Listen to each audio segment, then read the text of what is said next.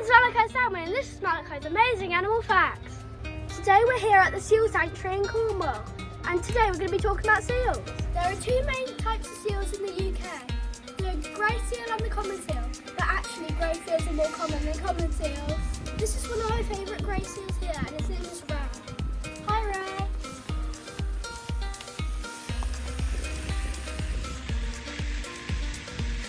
Here at the Seal Sanctuary they rehabilitate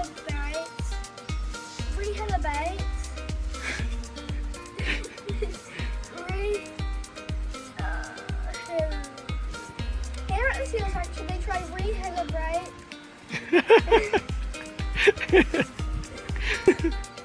It's complicated to say. Here at the Seal Sanctuary they look after seals and release them. But ones that are too injured have to stay here at the sanctuary.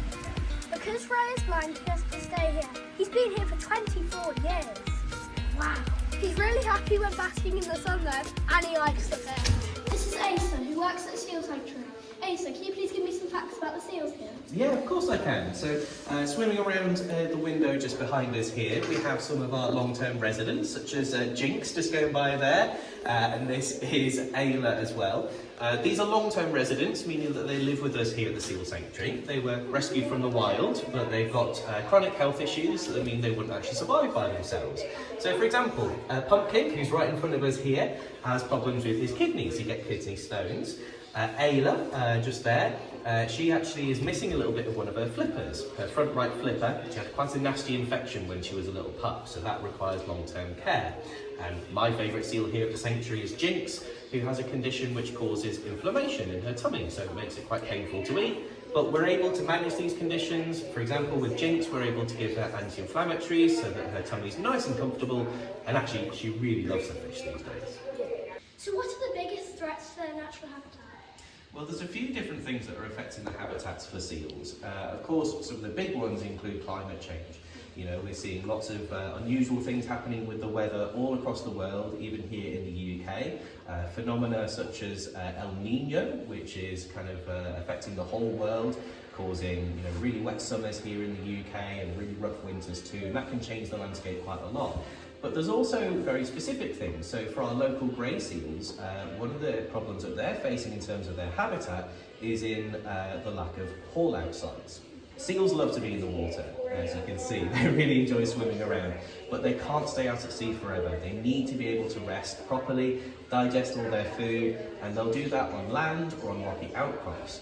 And one thing that we're seeing is that seal haul-out sites are getting busier. There's more seals using certain places. But that's not necessarily because there's more seals around. We think it's really because there's fewer places they can go to. With lots of development around the coastline, particularly in a place like Cornwall, with a lot of disturbance happening due to that, it's making it harder for the seals to find nice, isolated, comfy, calm places to rest. But that has a lot of issues for the seals in terms of less food to go around if there's lots of seals in one area, lots of competition, and in particular the pups can really struggle with that because they can't hold their own against the adults. Yeah. So what do we do if we find a seal on the beach? Well, the most important thing that you can do is to keep your distance.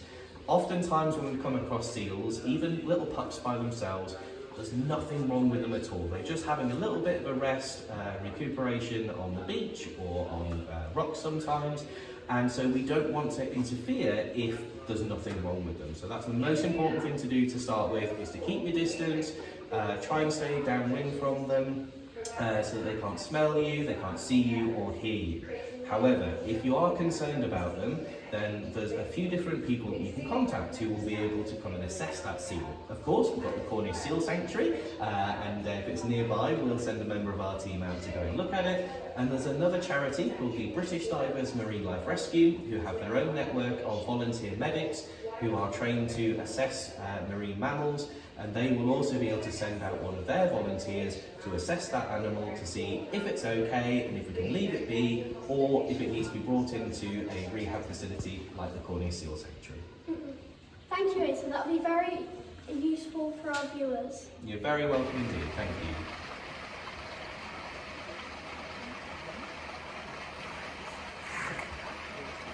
These are some strong and healthy pups. that when they're older they will be returned into the wild.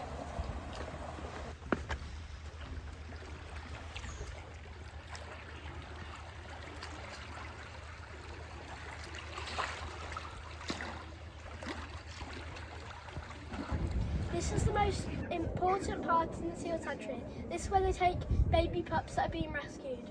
Shh, we have to be quiet in here. Here at the Seal Sanctuary, they pick a theme every year to name the pups. This year it's famous actors. This little guy is called David Tennant. I wonder if he's Scottish. And this little guy here is called Alan Rickman. He's one of my mum's favourite actors. Alan Rickman here was found at our local beach, Malachi. Bye, Alan.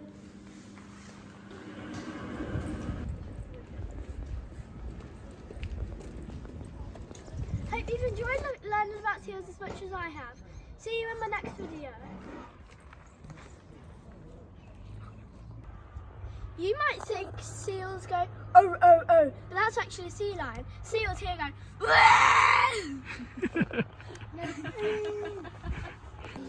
Ray even has his own lager. Won't be able to drink that for another 7 years.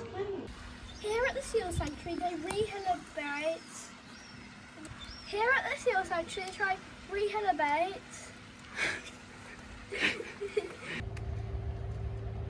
I forgot what to say.